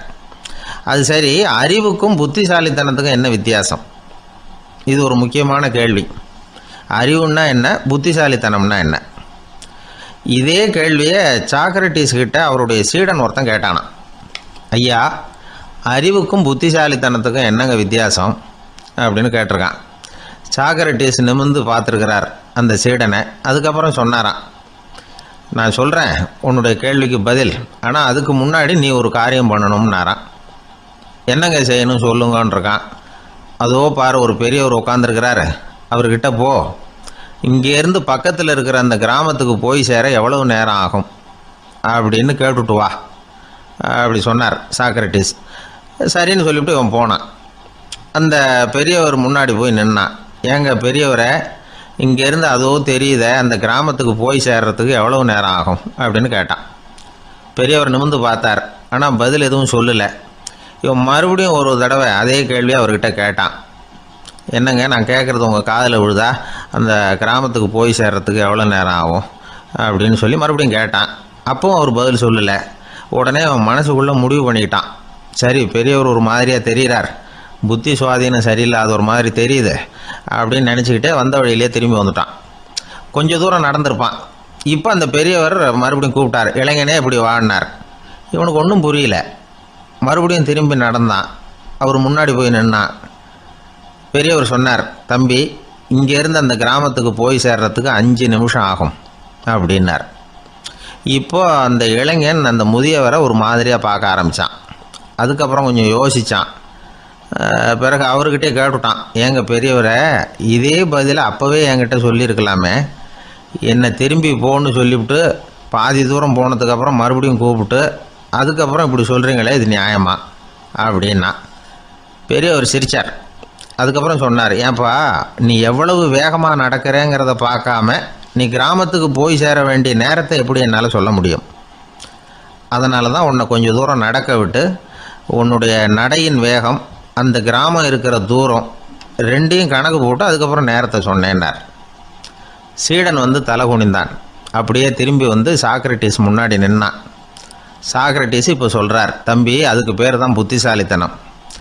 இந்த அறிவு கூர்மை எல்லா இளைஞர்களுக்கும் வரணும் அப்படிங்கிறதுக்காகத்தான் கத்தியை தீட்டாத புத்தியை தீட்டு அப்படின்னு பெரியவங்கள்லாம் சொல்லிகிட்டு இருக்கிறாங்க. புத்தியை தீட்டுறவங்கெல்லாம் வாழ்க்கையில் அறிவாளியாகிறாங்க, தீட்டாதவங்க கோமாளியாகிறாங்க. இதுதான் இன்றைக்கி நடக்கிறது. அதனால் அறிவு கூர்மைங்கிறது வேற. இந்த காலத்து ஆசாமி ஒருத்தர் இன்னொருத்தரை பார்த்து கேட்டார், ஏங்க, ஒரு விமானம் இங்கேருந்து புறப்பட்டு 2 மணி நேரத்தில் மதுரைக்கு போய் சேருது. நல்லா கவனிங்க, ஒரு விமானம் இங்கேருந்து புறப்பட்டு 2 மணி நேரத்தில் மதுரைக்கு போய் சேருது அப்படின்னா என்னோடய வயசு என்னன்னு கேட்டார். இவர் கேட்குறதுல ஏதாவது அர்த்தம் இருக்கா? அதாவது இங்கேருந்து புறப்பட்டு 2 மணி நேரம் ஆகுது மதுரைக்கு போகிறதுக்கு, அப்படின்னா என் வயசு என்னன்னு கேட்குறாரு. இதை கேட்ட உடனே அவர் பதில் சொன்னார், அப்படின்னா உங்களோட வயசு 20 அப்படின்னார். எப்படிங்க அவ்வளவு கரெக்டாக சொன்னீங்க அப்படின்னு கேட்டார். வேறு ஒன்றும் இல்லை, எங்கள் பக்கத்து வீட்டில் ஒரு முழு பைத்தியம் இருக்குது, அதோட வயசு 40, அப்படின்னா உன் வயசு 20 தான் இருக்கணும் அப்படின்னார். அரை பைத்தியம்னு முடிவு பண்ணிக்கிட்டார். அதனால் வாழ்க்கையில் அறிவு கூர்மைங்கிறது ரொம்ப அவசியம். அந்த புத்திசாலித்தனம் இருக்கிறவங்க வாழ்க்கையில் வெற்றி பெறுவது நிச்சயம். இந்த உலகத்தில் எவ்வளவோ உயிரினங்கள் இருக்குது, ஒவ்வொன்றும் ஒவ்வொரு விதமாக சண்டை போடுது. இப்போ 2 மாடு சண்டை போட்டுக்குதுன்னு வச்சுங்க, என்ன பண்ணும்? 2 முட்டிக்கும். அதுக்கு சண்டை போடுறதுக்கு ஆயுதமாக உபயோகப்படுறது அதோட கொம்பு. 2 சேவல் சண்டை போட்டுக்குதுன்னு வச்சுங்க, அதுக்கு ஆயுதமாக உபயோகப்படுறது அதோட கால் நகம். காலால் தான் அது ஒன்றோட ஒன்று சண்டை போட்டுக்கும். ஆனால் 2 மனுஷன் சண்டை போட்டுக்கிறான்னு வச்சுங்க, இவன் இன்னதை தான் ஆயுதமாக உபயோகப்படுத்துவான்னு குறிப்பிட்டு சொல்ல முடியாது. கல்லை எடுப்பான், கத்தி எடுப்பான், துப்பாக்கி எடுப்பான், என்ன வேணாலும் பண்ணுவான். வாயால் திட்டுவான், கையால் அடிப்பான், காலால் உதைப்பான், சகலகலா வல்லவன். விலங்குகள்லாம் பொதுவாக வாயை சாப்பிட்றதுக்கு மட்டும்தான் உபயோகப்படுத்துது. ஆனால் இவனுக்கு சாப்பிட்றதுக்கும் அதுதான், சாப்பிட்டு விட்டு திட்டுறதுக்கும் அதுதான். ஆனால் ஒரு விஷயத்தில் மட்டும் கெட்டிக்கிறேன். அதாவது நாம் சண்டை போட்டுக்கிட்டாலும் பரவாயில்லை, கோழிகள் சண்டை போடாமல் இருக்கணும் அப்படின்னு ஆசைப்படுறான். எதுக்காக? கோழிகள் சண்டை போடாமல் இருந்தால் நிறைய முட்டைகள் போடுமா, அதுக்காக தான் இந்த அக்கறை. கோழி பண்ணை வச்சிருக்கிறவங்களுக்கு இது ஒரு பெரிய பிரச்சனை. அதாவது பண்ணையில் இருக்கிற கோழிகளுக்குள்ளே அடிக்கடி சண்டை வந்துடும், அதனால் முட்டை உற்பத்தி குறைஞ்சிரும். சரி, இதுக்கு என்ன பண்ணுறது? பண்ணையில் போய் உட்காந்துக்கிட்டு தினமும் பஞ்சாயத்து பேசிகிட்டு இருக்க முடியுமா? அமெரிக்காவில் கோழி பண்ணை வச்சிருக்கிற ஒருத்தர் இதை பற்றி யோசனை பண்ணி பார்த்தாராம். ஒரு வழியையும் கண்டுபிடிச்சிருக்கார். கோழிக்கெல்லாம் மூக்கு கண்ணாடி மாட்டி விட்டுட்டோம்னா அது சண்டை போடுற குணம் குறைஞ்சிரும், முட்டை அதிகமாகிடும். அந்த கண்ணாடியில் உள்ள லென்ஸு சிவப்பு நிறத்தில் இருக்கணும், அவ்வளவுதான் அப்படின்னு அவர் கண்டுபிடிச்சாராம். இது ஏற்கனவே நடைமுறையில் கண்டுபிடிக்கப்பட்ட ஒரு விஷயம். ஆனால் எல்லா கோழிக்கும் சிவப்பு மூக்கு கண்ணாடி எப்படி மாட்டி விடுறது? அப்படியே மாட்டி விட்டாலும் அது நழுவாமல் இருக்கணுமே. இப்போ நாமெல்லாம் நடு விரலால் மூக்கு கண்ணாடி நடுவில் தொட்டு அப்படி ஸ்டைலாக சரி பண்ணிக்கிறோம், அது மாதிரி கோழி எப்படி சரி பண்ணிக்கும்? இதுதான் பிரச்சனை. இதுக்கு அவர் என்ன வழி கண்டுபிடிச்சாருன்னா, கோழிக்கெல்லாம் மூக்கு கண்ணாடிக்கு பதிலாக விழியொட்டு வில்லைகள், கான்டாக்ட் லென்ஸ், அதை பொருத்தி விட்டா என்ன அப்படின்னு யோசனை பண்ணார். அதே மாதிரி பண்ணார். அதே மாதிரி செஞ்சு பார்த்தார், வெற்றி. அதுக்கப்புறம் கோழியெல்லாம் சண்டை போட்டுக்கலையாம், சமாதான பிரியர்களாக ஆகிட்டு தான். கோழிகளுக்கு இயல்பாகவே சண்டை போடுற குணம் உண்டு. ஆனால் அதோட கண்ணுக்கு பார்க்குற பொருள்லாம் ரோஜா நிறத்துலையோ அல்லது இன்னும் சொல்ல போனால் அழுத்தமான சிவப்பு நிறத்துலையோ தெரிஞ்சதுன்னா சண்டை போடுற குணம் குறைஞ்சிருதான். அந்த சமயத்தில் அது அதிகமாகவும் முட்டையிட ஆரம்பிச்சுடுதான். அதே நேரத்தில் இறை எடுக்கிறத கூட குறைச்சிக்குதான். இது ஏன் இப்படி பண்ணுதுங்கிறது விஞ்ஞானிகளுக்கு இன்னமும் புரியலையா. எப்படியோ அமெரிக்க கோழிகள்லாம் கான்டாக்ட் லென்ஸ் பொருத்திக்க ஆரம்பித்தாச்சு. கோழி கழுத்தை பிடிச்சிக்கிட்டு ஒரு சில வினாடிகளில் அதை பொருத்தி விட்றாங்களாம். கோழியோட ஆயுள் பூரா அது அப்படியே இருக்குமா. பண்ணையில் முட்டை உற்பத்தி குறைஞ்சா இது மாதிரி விஞ்ஞானபூர்வமாக பரிகாரம் தேடுறது தான் நல்லது. நமக்கு வேண்டியப்பட்ட ஒருத்தர், அவர் ஒரு கோழி பண்ணை வச்சுருந்தார். அந்த பண்ணையில் பாதி கோழி திடீர்னு செத்து போச்சு.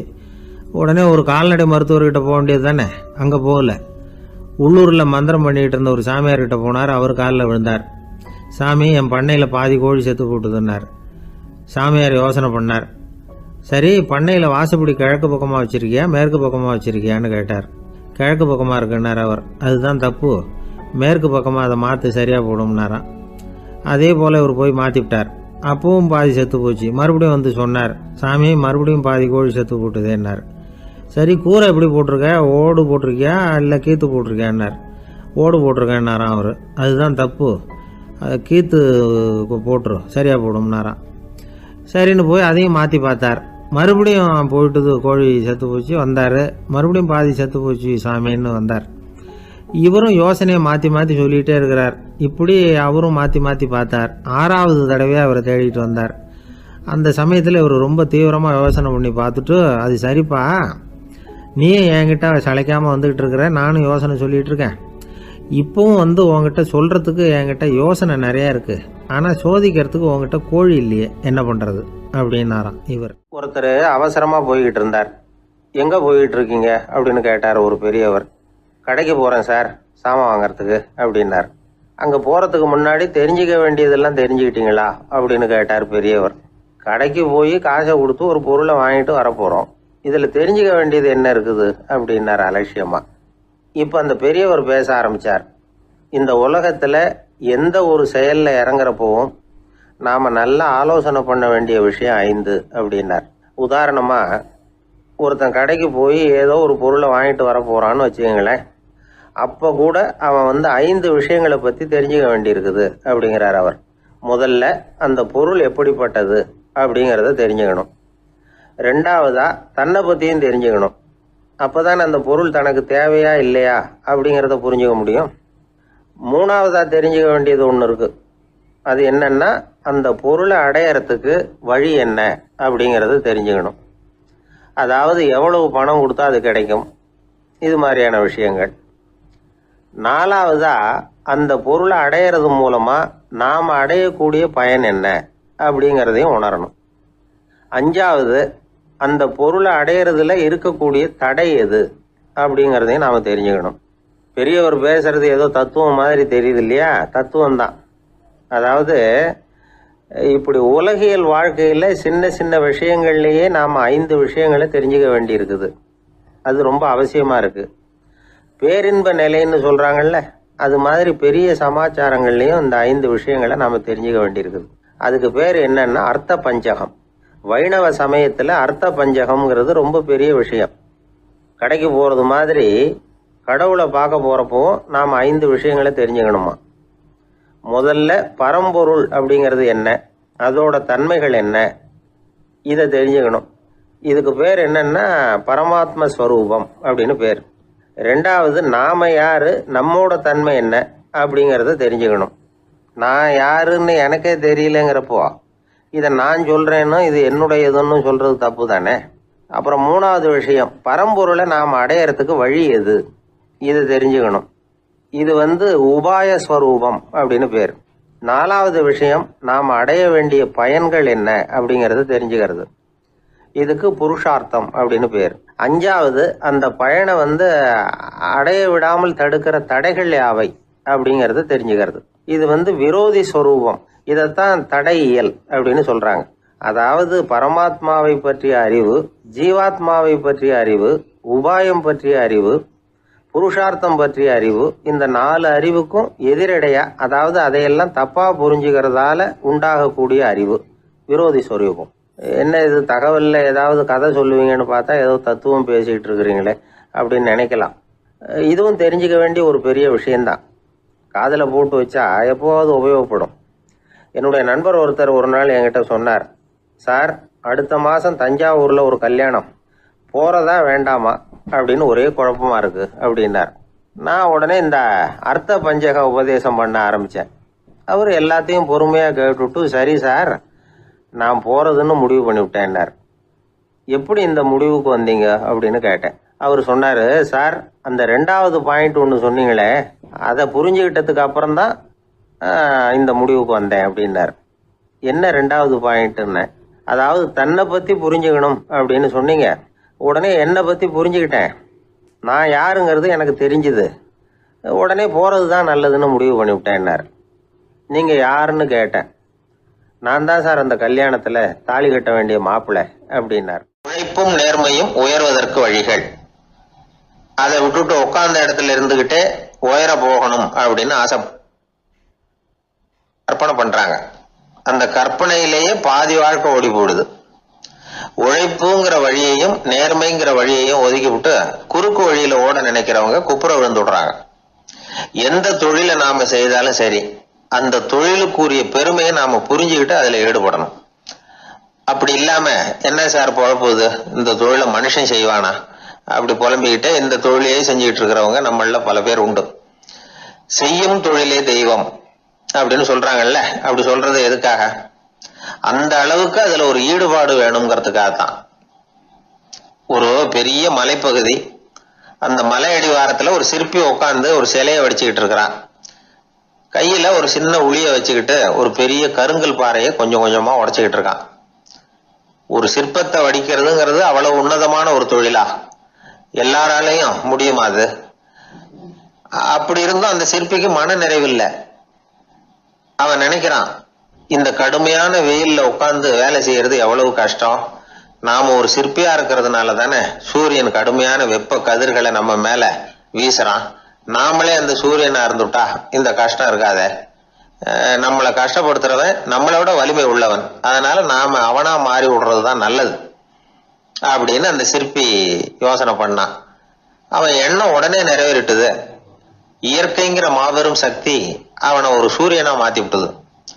சிற்பி இப்போ ஒரு சூரியனா மாறினான். இனிமே இந்த உலகத்துல நம்மளோட வலிமை உள்ளவன் வேற யாரும் கிடையாது அப்படின்னு நினைக்க ஆரம்பிச்சுட்டான். அவனுக்கு மகிழ்ச்சியா இருந்தது. அந்த மகிழ்ச்சி அதிக நேரம் நீடிக்கல. ஏன்னா கொஞ்ச நேரத்துல ஆகாயத்துல கரிய மழை மேகங்கள் அப்படியே சூழ்ந்து வந்தது. சூழ்ந்து வந்த மேகங்கள் சூரியனை மறைக்க ஆரம்பிச்சது. இப்போ சூரியனா இருந்த அந்த சிற்பி நினைச்சு பாக்குறான், என்ன இது என்னையே இந்த மேகம் மூடி மறைக்குதுன்னா அது என்னை விட பெரிய ஆளாதான் இருக்கணும். அதனால இனிமே நாம சூரியனா இருக்கக்கூடாது, நாம மேகமா தான் இருக்கணும், அதுதான் கௌரவம் அப்படின்னு நினைக்க ஆரம்பிச்சிட்டான். இப்பவும் பாருங்க, இயற்கை அவனுடைய ஆசையை நிறைவேற்றி வச்சது. சூரியனா இருந்த சிற்பி மேகமா மாறினான். வான வீதியில அப்படியே உல்லாசமா வர ஆரம்பிச்சான். அந்த உல்லாசமும் அதிக நேரம் நீடிக்கல. எதிரில் பார்த்தா பிரம்மாண்டமான மலைகள் வழியை அடைச்சிட்டு நிக்குது. வேகமா வந்த மேகம் மலையில மோதிக்கிட்டுது. அந்த மலையை தாண்டி அப்பால செல்ல முடியல. இப்போ அந்த மேகம் நினைக்குது, நாம எந்த தடையும் இல்லாம அந்தரத்துல மிதந்து வர்றோம், நம்மையே போக விடாம தடுக்குதுன்னா அந்த மலைக்கு எப்பேற்பட்ட வலிமை இருக்கணும். இனிமேலும் நாம மேகமா இருந்து பிரயோஜனம் இல்ல, இருந்தா மலையா இருக்கணும், அதுதான் பெருமை அப்படின்னு நினைக்க ஆரம்பிச்சான். இப்பவும் பாருங்க, இயற்கை அவனுடைய ஆசையை நிறைவேற்றி வச்சது. மேகமா இருந்த சிற்பி மலையா மாறினான். பெரிய மலை பூமிக்கும் வானத்துக்குமா நின்றுகிட்டு இருக்கு. இனிமே நமக்கு எந்த கவலை இல்லை அப்படின்னு நினைச்சது அந்த மலை. இப்படி நினைச்சுக்கிட்டு இருந்த வேளையில அந்த மலையோட காலடியில அடிவாரத்துல ஏதோ சத்தம் கேட்டுது. என்ன சத்தம் இது அப்படின்னு சொல்லி அந்த மலை மெதுவா குனிஞ்சு பார்த்துதான். பார்த்தா அங்க ஒரு மனுஷன் தன்னுடைய கையில உளிய வச்சுக்கிட்டு மலையை கொத்திக்கிட்டு இருக்கிறான். ஏதோ ஒரு சிற்பத்தை வடிக்கிறதுக்காக அவன் முயற்சி பண்ணிட்டு இருக்கிறான். இப்போ அந்த மலை நினைச்சுதான், மலையே ஒருத்தன் உடைக்கிறான்னா அவன் எப்பேற்பட்ட வலிமை உள்ளவனா இருக்கணும். இனிமேலும் மலையா இருந்து பிரயோஜனம் இல்ல, மனுஷனா மாறணும், அதுதான் சரி அப்படின்னு நினைச்சுதான். அந்த வினாடியே அந்த மலை ஒரு மனுஷனா மாறிச்சு. அவன் கையில ஒரு உளி, பழையபடியே ஒரு கருங்கல் பாறையை கொத்த ஆரம்பிச்சான். அந்த ஆள் பழைய நிலைமைக்கு வந்துட்டான். இந்த கதையிலிருந்து நாம தெரிஞ்சுக்க வேண்டியது என்னன்னா, தன்னுடைய உண்மையான பலம் என்னங்கிறது தெரியாமலே தாவி தாவி தடுமாறிக்கிட்டு இருக்கிறான் மனுஷன் அப்படிங்கிறது தான். இனிமேலாவது அதை புரிஞ்சுக்கணும், புரிஞ்சுக்கிட்டு புறப்படணும் வாழ்க்கையில வெற்றி பெறறதுக்கு. ஒரு குடும்ப தலைவருக்கு விபரீதமா ஒரு ஆசை வந்துதான். அதாவது ஒரு நாள் பூராவும் புடவை கட்டிக்கிட்டு மனைவி செய்கிற வீட்டு வேலைகள், சமையல் வேலைகள் எல்லாத்தையும் தானே செய்யணும், மனைவிக்கு ஆண் வேஷம் போட்டு ஆபீஸுக்கு அனுப்பி வச்சிடணும் அப்படின்னு ஆசைப்பட்டான். இதுதான் அந்த ஆசை. அதே மாதிரி செஞ்சான். பெண் வேஷத்துல சமையல் பண்ணிட்டு இருந்தான். இருட்டி விட்டுது. இந்த சமயத்துல வாசல் கதவு தட்டப்படுற சத்தம் கேட்டுது. ஓடி போய் திறந்தான்.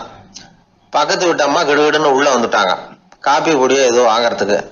இவன் பயந்து போய், கமலாம்மா, நான் சுசீலா இல்ல, சுசீலாவோட புருஷன், பெண் வேஷத்துல இருக்கிறேன், சும்மா